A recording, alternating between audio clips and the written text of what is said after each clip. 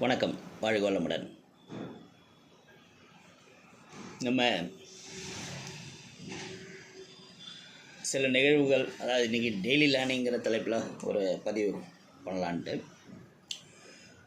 சில காலங்களுக்கு முன்பு ஒரு கிராமத்து பெண்மணி ரொம்ப தூரத்துலேருந்து வந்திருந்தாங்க. அவங்கள காய்கறிலாம் சாப்பிடுவீங்களாம்மா அன்னைக்கு கேட்டேன். ஓ, சாப்பிடுவோமே. நாங்கள் என்னென்ன காயெல்லாம் சாப்பிடுவீங்க என்ன கேட்கும்போது, கேரட் என்ன மறுபடியும் கேரட்லேன்னாங்க. ஸோ அப்புறம் நானே எடுத்து கொடுத்தேன். பீட்ரூட், பீன்ஸ், என்னென்ன. ஆமாம் சார், உருளைக்கிழங்கு இதெல்லாம் சாப்பிடுவோம் சார் நாங்கள். ஸோ அப்போ நினச்சிட்டேன், நம்ம நாட்டு காய்கறிங்கிறது ஒரு கிராமத்து பெண்மணி, விவசாய குடும்பம்னு வேறு சொல்கிறாங்க, அவங்களுக்கே தெரியல. ஸோ அப்படி இருக்கும்போது இந்த காலத்து 2K கிட்ஸ் என்ன சொல்லக்கூடிய இளைஞர்கள் கூட நம்ம வாழ்ந்துட்டுருக்குறோம். அவங்களுக்கு நம்ம சங்க இலக்கியங்களில்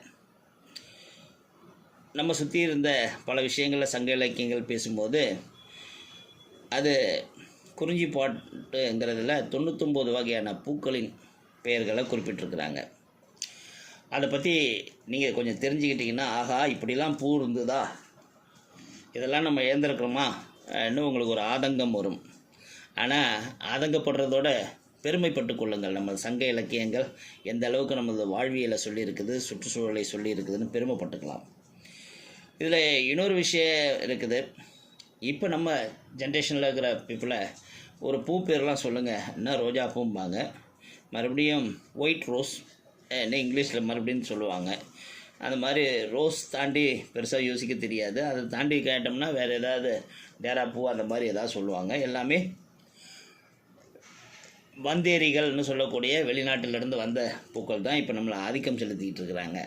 அதனால் உங்கள் 2K கிட்ஸுக்கு சொல்லுங்கள், நம்ம நாட்டில் இருந்த, குறிப்பாக தமிழகத்தில் இருந்த, நம்மளோட வாழ்வியலோட ஒற்றி இருந்த மலர்கள், அந்த மலர்களோட மருத்துவ குணம் எப்படி இருந்திருக்கும், அது எந்த அளவுக்கு மகத்துவம் நிறைந்ததாக இருக்கும், அதாவது அந்த spiritual value of the flower எப்படி இருந்திருக்கும், ஃப்ரெக்ரன்ஸ் எப்படி இருந்திருக்குங்கிறதெல்லாம் எடுத்து சொல்லி பாருங்கள். ஏன்னா மலர் மருத்துவம்னு ஒரு மருத்துவம் இங்கிலாந்துலேருந்து வந்தது என்று நம்ம கொண்டாடுறோம். நம்ம நாட்டில் இப்போ அந்த மாதிரி ஒரு மருத்துவம் இல்லாமல் எப்படி இருந்திருக்கும், சித்த மருத்துவத்தில் இல்லாத வெளிநாட்டிலேருந்து எப்படி வரக்கூடும். ஸோ அப்போ விதை நம்ம போட்டதுங்கிற பெருமை கொள்ள வேண்டும் நீங்கள் எல்லாம். அதுக்கான பதிவு இது. ஸோ இப்போ அந்த மலர்கள் 99 மலர்களை உங்களுக்கு சொல்கிறேன். இதெல்லாம் காதில் கேட்டிருக்கோமான்னா, ஏதோ ஏஆர் ரஹ்மான் புண்ணியத்தில் சிவாஜி படத்தில் ஆம்பல்னு ஒரு வரி வரும். ஆம்பல் என்ன, இது என்னடான்னு மக்களுக்கு ஒன்றும் புரிஞ்சிருக்காது, ஏதோ சொல்கிறாங்க என்று சொல்லிட்டு. ஆனால் இந்த ஆம்பல்ங்கிறது ஒரு மலர்.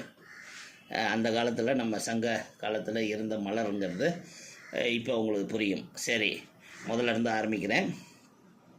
முதல் பூ அனிச்சம்பூ, அவரைப்பூ, அகிர்பூ, அசோகம்பூ, ஆம்பல் பூ, ஆவாரம்பூ, குறிஞ்சிப்பூ, காந்தல், குவளை, வெட்கி, செங்கோடுவேரி, தேமா, செம்மணிப்பூ, பெருமூங்கிற்பூ, கூவிலம், எறும்பும்பூ,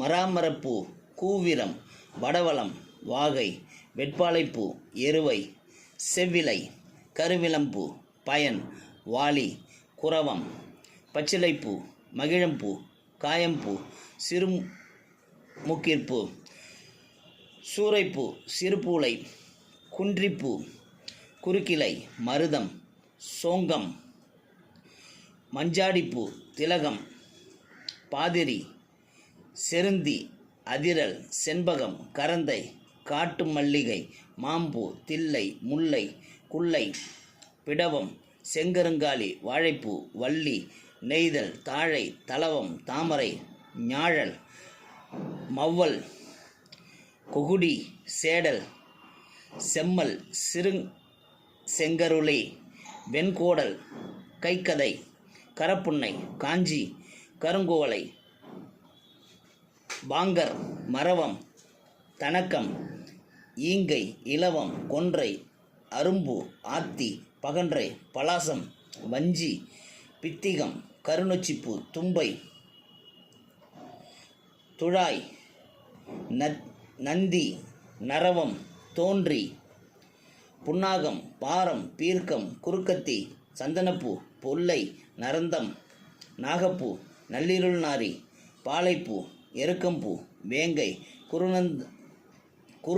குருந்தம்பூ இன்னும் சொல்லி 99 பூக்கள் அந்த பாடல்களில், சங்க இலக்கிய பாடல்களில் சொல்லப்பட்டிருக்குது. ஸோ இதில் நம்ம காதில் இப்போ ஏஆர் ரஹ்மான் புண்ணியத்தில் ஆம்பல் பூவையும் இன்னொரு பூ மவல் பூவையும் பற்றி ஒரு வரியில் வரும், மவல்ன்ட்டு. ஸோ இதெல்லாம் ஏதோ மியூசிக்காக போட்ட வார்த்தைகள் நினச்சிட்டு இருந்தால் இது சங்க இலக்கியங்களில் இருக்கிற பூக்களை பற்றி பெண்ணை வர்ணிக்கக்கூடிய பாடல்களாக இருந்திருக்குதுங்கிறது பெருமாச்சரியம். ஸோ அதனால் நம்மள்கிட்ட இல்லாத எதுவுமே வெளியில் எங்கேயும் கிடையாதுங்க. தமிழன்ங்கிற பெருமையும், நம்ம தமிழ்நாட்டை சேர்ந்தவர்கள்ங்கிற பெருமையும், இந்தியர் என்ற பெருமையும் நமக்கு உள்ளே ஊறிக்கிட்டே இருக்கணும். அதுவும் குறிப்பாக இளைஞர்கள்ட்ட. வாழ்க வளமுடன்.